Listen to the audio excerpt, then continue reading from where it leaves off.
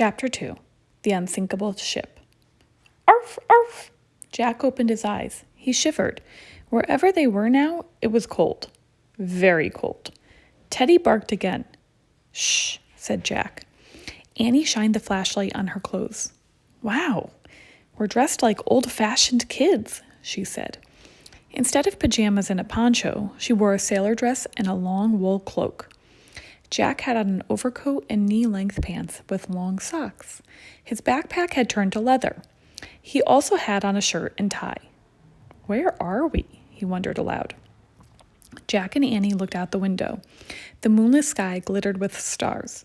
There was a soft wind and the sound of water lapping. The treehouse seemed to be resting on a wooden deck between two giant columns. Jack looked up and saw smoke coming out of the two columns. We must have landed on the ship between the smokestacks, he said. Then Jack looked straight ahead and saw a box high in the air near the front of the ship. That must be the lookout's nest, he said. Jack sat back in the treehouse and opened their book. Annie handed him the flashlight. Let's find out where we are, he said. He turned to a picture of the huge ocean liner. By the light of the flashlight, he read, Late at night on April 14th, 1912, an English ocean liner was making her first voyage across the Atlantic Ocean. She was going to New York City, carrying 2,200 passengers. The ship was 4 city blocks long. Most people believed the ship was unsinkable.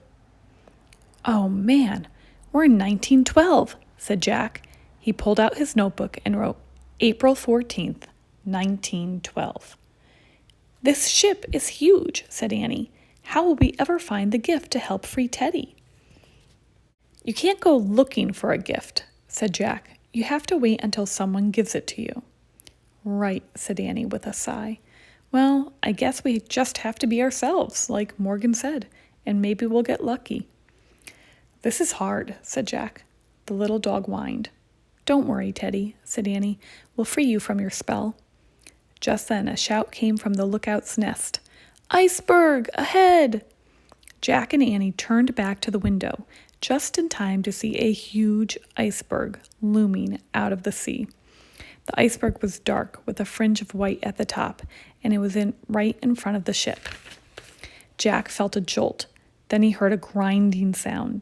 The ship was scraping against a mountain of ice. Arf, arf, Teddy barked. Shh, don't be scared, said Annie. She picked the dog up and hugged him. The scraping sound stopped. The ship slid past the iceberg until they lost sight of it. The night was calm again. See, Annie said to Teddy, it was just a little bump. This ship is unsinkable. But Jack was worried. Wait, I have to read more about this, he said. Don't read now, Jack, said Annie. It's time to get the gift. Come on, Teddy. She picked up the little dog and the flashlight, and she climbed out of the treehouse window. Hey, don't take the flashlight, said Jack. But Annie was gone. Annie, called Jack. He heard a soft, yikes. Annie stuck her head back in the treehouse. Bad news, she said in a whisper. I think you'd better see this. Jack threw his stuff into his knapsack. He put it on and climbed out the window. Annie was standing by the ship's railing, holding Teddy. Without a word, she shined her flashlight on a life preserver hanging from the railing.